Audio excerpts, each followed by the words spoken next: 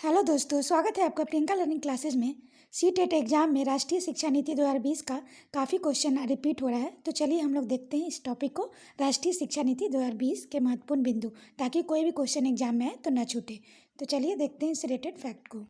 तो पहला फैक्ट हम लोग देखते हैं, नई राष्ट्रीय शिक्षा नीति 2020 के 5 स्तंभ होंगे। 5 स्तंभ है। तो पहला है एक्सेस, सब तक पहुंच। दूसरा है इक्वलिटी, भागीदारी। तीसरा है क्वालिटी, गुणवत्ता। चौथा है एफोर्डेबिलिटी, किफ़ायती। पांचवा है अकाउंटेबिलिटी, जो कि जवाबदेही है। इसके अंतर्गत हम लोग पहला देखें विद्यालय शिक्षा के बारे में। तो इसमें हम लोग देखें स्कूली शिक्षा का 10+2 के ढांचे को 5+3+3+4 के 4 स्तर में बदला जाएगा।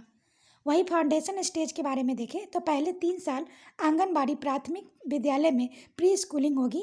अगले 2 साल कक्षा 1 एवं कक्षा 2 की पढ़ाई स्कूल में होगी। इक्विटी आधारित नया पाठ्यक्रम तैयार होगा। वही प्रिपरेटरी स्टेज में देखें तो इसमें कक्षा 3 से 5 तक के प्रयोगों के जरिए विज्ञान, गणित और आर्ट आदि की पढ़ाई कराई जाएगी। 8 से 11 साल तक की उम्र के बच्चे इसमें शामिल होंगे। अगला फैक्ट हम लोग देखें, स्कूली शिक्षा का 10+2 के ढांचे को 5+3+3+4 के 4 स्तर में बदला जाएगा। मिडिल स्टेज देखें, इस स्टेज में कक्षा 6 से 8 की पढ़ाई होगी। इन कक्षाओं में विषय आधारित पाठ्यक्रम पढ़ाया जाएगा। कक्षा 6 से कौशल विकास यानी कि वोकेशनल डेवलपमेंट के कोर्स भी शुरू होंगे। वही सेकेंडरी स्टेज में देखें तो कक्षा 9 से 12 की पढ़ाई 2 चरणों में होगी। इसमें विषयों का गहन अध्ययन कराया जाएगा। छात्रों को विषय चुनने की आज़ादी भी होगी। नई शिक्षा नीति इस तरह बनी है कि स्कूल के हर छात्र एक कौशल लेकर निकलेगा। छात्र इस स्टेज में इच्छा अनुसार विषय चुन सकेंगे। उदाहरण स्वरूप विज्ञान या गणित के साथ फैशन डिजाइनिंग भी पढ़ सकेंगे। प्रीवियस एकेडमिक स्ट्रक्चर में हम लोग देखें, एज 6 से 18 में इतने लोग और 10 में एज 6 से 16 में इतने लोग थे। वही न्यू पेडागोजिकल करिकुलम स्ट्रक्चर में हम लोग देखें, 4 लोग क्लास 9 to 12 में एज 14 से 18 सेकेंडरी लेवल, और मिडिल में हम लोग देखें तो 3 लोग क्लास 6 to 8 में एज था 11 से 14। वही 3 लोग क्लास 3 to 5 एज 8 से 11। प्रिपरेटरी में 2 ईयर का क्लास 1 और 2 एज 6 to 8।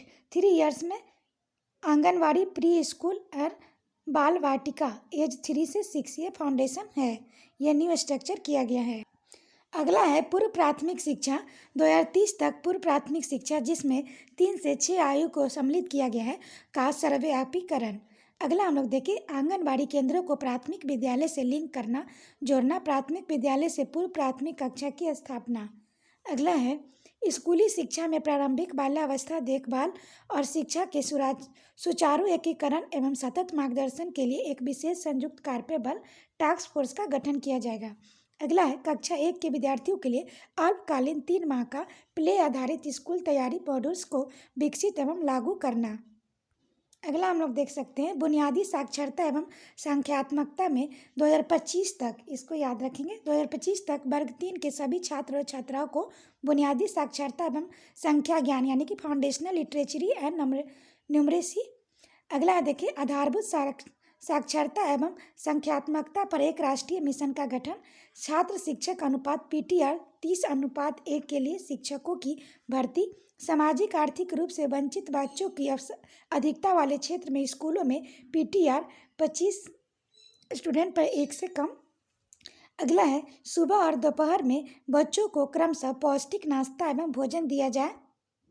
अगला हम लोग देख सकते हैं छीजन दर को कम करना, सर्वव्यापी पहुंच सुनिश्चित करना। 2030 तक, ये याद रखेंगे, 2030 तक संपूर्ण स्कूली शिक्षा प्री स्कूल से 12वीं तक के लिए 100% सकल नामांकन अनुपात GER प्राप्त करने का लक्ष्य है। छात्रों को ड्रॉप आउट को भविष्य में कम करना। बहुत लोग कुछ परिस्थिति के कारण क्लास को छोड़ देते हैं या अपनी पढ़ाई को जारी नहीं रख सकते, इसलिए यह कदम उठाया गया है। अगला है उपस्थिति ड्रॉप आउट स्कूल के बाहर के बच्चों और सीखने के परिणामों पर विशेष ध्यान फोकस करना। अगला है ड्रॉप आउट को रोकने के लिए प्रभावी एवं पर्याप्त बुनियादी ढांचा प्रदान करना। प्रत्येक स्तर पर नियमित प्रशिक्षण उपलब्ध कराना। अगला है NIOS के तर्ज पर राज्य में स्थापित state institutes of open schooling BBOSE के सशक्त करना है। अगला हम लोग देख सकते हैं पाठ्यक्रम एवं शिक्षण शास्त्र 5+3+3+4 को नए डिजाइन में स्कूल पाठ्यक्रम और शिक्षण शास्त्र को पुनर्गठित करना। अगला है जहाँ तक संभव हो कम से कम वर्ग 5 तक की शिक्षा घरेलू भाषा, मातृभाषा, स्थानीय भाषा, क्षेत्रीय भाषा में ही उपलब्ध कराया जाए। अगला हम लोग देखें माध्यमिक कक्षा के दौरान वैकल्पिक भाषा के रूप में विदेशी भाषा रुचि और आकांक्षा के अनुसार उपलब्ध। अगला देखिए वर्ग 6 से ही व्यावसायिक कौशल सीखने का विकल्प होगा। एनसीईआरटी द्वारा राष्ट्रीय शिक्षा नीति 2020 के सिद्धांतों पर स्कूली शिक्षा के लिए एक नया और व्यापक राष्ट्रीय पाठचर्चा रूपरेखा NCFSE 2020-21 तैयार किया जाएगा। अगला हम लोग देखें पाठ्यक्रम एवं शिक्षण शास्त्र सभी कक्षा के छात्र छात्राओं को प्रत्येक वर्ष प्रगति पत्रक समग्र 360 डिग्री एवं बहुआयामी कार्ड दिया जाएगा, जिसमें स्व मूल्यांकन, सहपाठी मूल्यांकन, प्रोजेक्ट कार्ड एवं खोज आधारित अध्ययन में प्रदर्शन, क्विज, रोल प्ले, समूहकार, पोर्टफोलियो आदि शिक्षक मूल्यांकन सहित शामिल होगा। अगला हम लोग देखें तीसरी, 5वीं और 8वीं कक्षा में संबंधित अथॉरिटी द्वारा परीक्षाओं को आयोजन होगा। 5 से 8 कक्षा में यह व्यवस्था बिहार में पहले से लागू है। वही 10वीं और 12वीं की बोर्ड परीक्षा होती रहेंगी। परीक्षा प्रणाली को लचीला बनाया जाएगा। अगला हम लोग देखें पाठ्यक्रम एवं शिक्षण शास्त्र में राष्ट्रीय मूल्यांकन केंद्र परख स्थापित करने का प्रस्ताव है। राष्ट्रीय उपलब्धि सर्वेक्षण को जारी रखना। अगला है माध्यमिक शिक्षा का सार्वजनिकरण यूनिवर्सलाइजेशन किया जाएगा। राज्य के प्रत्येक पंचायत में कक्षा 9 से 12 की पढ़ाई की व्यवस्था के तहत अनक्षित 3304 पंचायतों में 9वीं की पढ़ाई इस वर्ष प्रारंभ करने की योजना है। पढ़ाई में प्रैक्टिकल एंड एप्लीकेशन नॉलेज पर बल दिया जाएगा। अगला हम लोग शिक्षक के बारे में देखें सभी स्तरों के शिक्षकों के नियोजन के लिए शिक्षक पात्रता परीक्षा TET आवश्यक होगा। बिहार में यह पूर्व से लागू है। विषय शिक्षकों की भर्ती प्रक्रिया में संबंधित विषय में प्राप्त TET और NTA परीक्षा के अंकों के साथ साक्षात्कार की व्यवस्था। निजी स्कूलों को शिक्षकों के लिए भी TET उत्तीर्ण के साथ साक्षरता की व्यवस्था समान रूप से लागू। प्रभावशाली स्कूली प्रशासन संसाधनों की साझेदारी के लिए राज्य सरकार द्वारा स्कूल कॉम्प्लेक्स के प्रारूप को अपनाने का विकल्प। अगला हम लोग देखें शिक्षा के बारे में है तो शिक्षकों को जटिल प्रशासनिक कार्य, मध्याह्न भोजन से संबंधित कार्य के लिए तर्कसंगत न्यूनतम समय से अधिक समय में शामिल नहीं किया जाएगा। अगला है 2030 तक अध्यापक के लिए 4 वर्ष की न्यूनतम इंटीग्रेट BEd की डिग्री अनिवार्य की जाएगी। अगला है शिक्षक स्वयं के व्यावसायिक विकास के लिए स्वेच्छा से लगभग 50 घंटों के सतत व्यावसायिक विकास CPD कार्यक्रम में भाग लेंगे। अगला हम लोग देखें शिक्षा के बारे में तो स्कूल के प्रधानाध्यापकों एवं स्कूल कॉम्प्लेक्स के प्रमुखों के लिए अपने लीडरशिप और प्रबंधन कौशल को लगातार विकसित करने के लिए अपेक्षित है कि वे भी स्वेच्छा से लगभग 50 घंटों के सतत व्यावसायिक विकास CPD कार्यक्रम में भाग लेंगे। वर्ष 2021 तक NCET द्वारा NCERT के परामर्श से अध्यापक शिक्षा हेतु एक नवीन और व्यापक राष्ट्रीय पाठचर्चा रूपरेखा का निर्माण। अगला हम लोग देखें समता मूलक एवं समावेशी शिक्षा। लक्षित छात्रवृत्ति माता पिता को अपने बच्चों को प्रोत्साहित करने के लिए सशस्त्र नगद हस्तांतरण, परिवहन के लिए साइकिल प्रदान करना आदि जैसी विभिन्न सफल योजनाएं जारी रहेगी। राज्य में पहले से ही लागू है। शैक्षणिक रूप से पिछड़े, सामाजिक आर्थिक रूप से वंचित समूहों को बड़ी आबादी वाले क्षेत्रों को विशेष शिक्षा क्षेत्र घोषित किया जाए। सभी छात्राओं और साथ ही ट्रांसजेंडर छात्रों की शिक्षा के लिए जेंडर समावेशी निधि का गठन का प्रस्ताव। अगला है समता मूलक एवं समावेशी शिक्षा के तहत सभी कस्तूरबा गांधी बालिका विद्यालय KGBV को ग्रेड 12 तक विस्तारित करने की योजना। अगला अनुसूचित जाति अनुसूचित जनजाति के शैक्षणिक विकास में असमानता को दूर करने के लिए विशेष ध्यान। अगला है इनके लिए विशेष छात्रावास, ब्रिज पाठ्यक्रम और फीस माफ करने तथा छात्रवृत्ति के माध्यम से वित्तीय सहायता की व्यवस्था।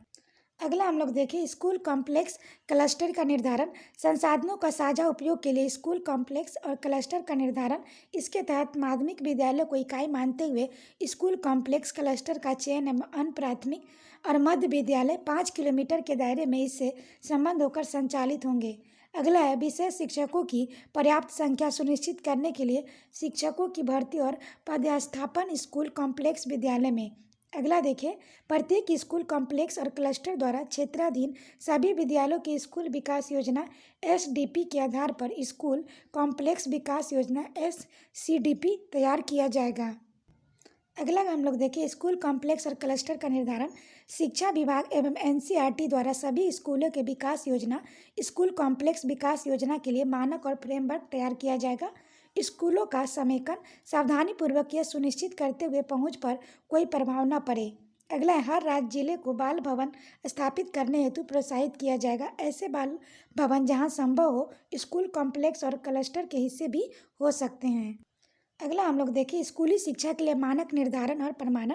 विद्यालय शिक्षा की समग्र निगरानी एवं नीति निर्धारक के लिए राज्य का शिक्षा विभाग सर्वोच्च राज्य स्तरीय निकाय होगा। सार्वजनिक विद्यालय प्रणाली के सेवा प्रावधान एवं शैक्षणिक संचालन की जिम्मेदारी स्कूल शिक्षा निदेशालय की होगी।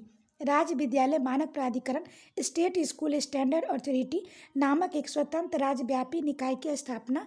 यह निकाय एनसीईआरटी द्वारा तैयार मापदंडों के आधार पर न्यूनतम मानकों द्वारा निर्धारण एवं सभी विद्यालयों को निजी विद्यालय सहित में इसका अनुपालन सुनिश्चित कराएगी।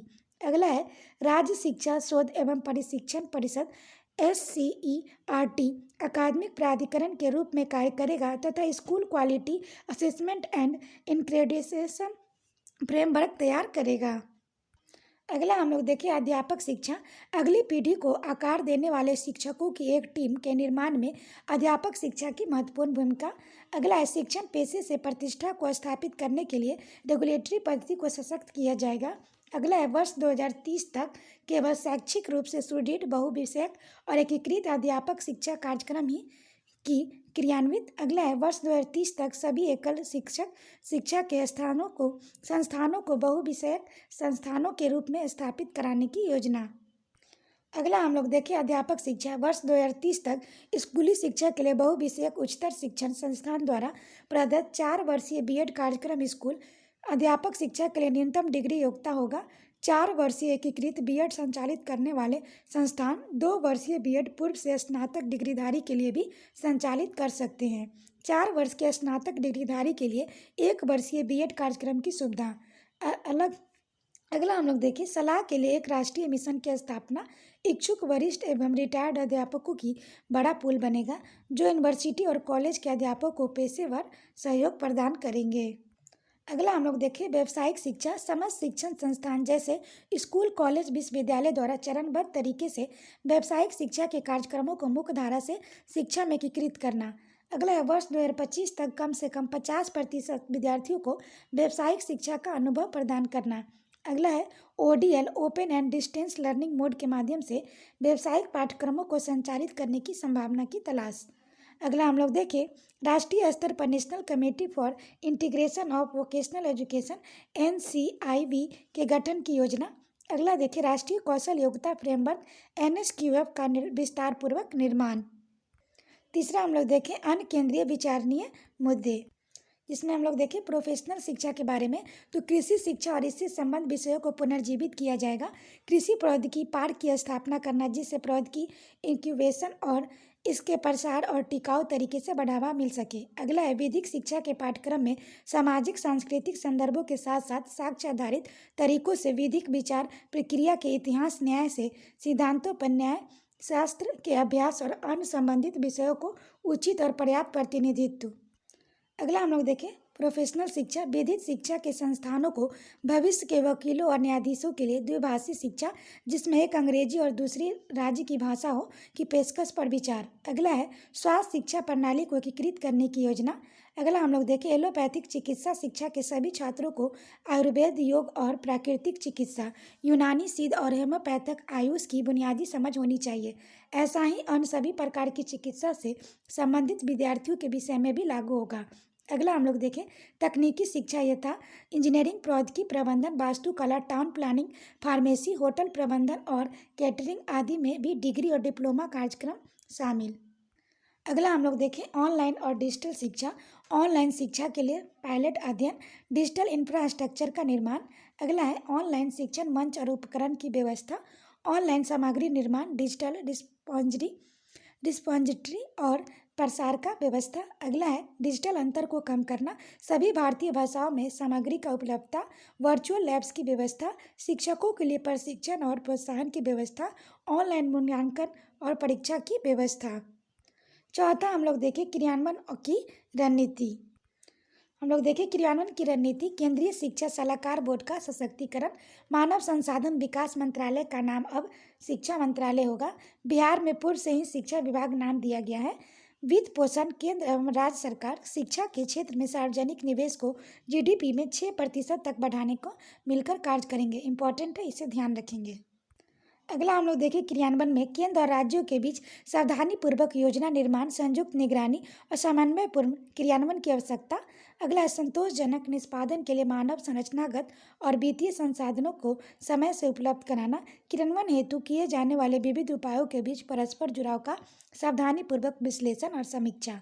क्रियान्वयन विशेषज्ञ समिति का गठन, जो इस नीति के उद्देश्यों को चरणबद्ध और स्पष्ट रूप से प्राप्त करने के लिए एक विस्तृत क्रियान्वयन योजना तैयार करेगी। आशा करते हैं आपको ये वीडियो पसंद आया होगा। वीडियो पसंद आए तो इसे लाइक करें, शेयर करें, साथ ही चैनल को सब्सक्राइब करें। और इसका पीडीएफ प्राप्त करने के लिए आप टेलीग्राम पर जुड़ सकते हैं, जिसका लिंक डिस्क्रिप्शन बॉक्स में दिया गया है। तो आज के लिए इतना है दोस्तों, फिर मिलते हैं नेक्स्ट वीडियो में। Thank you.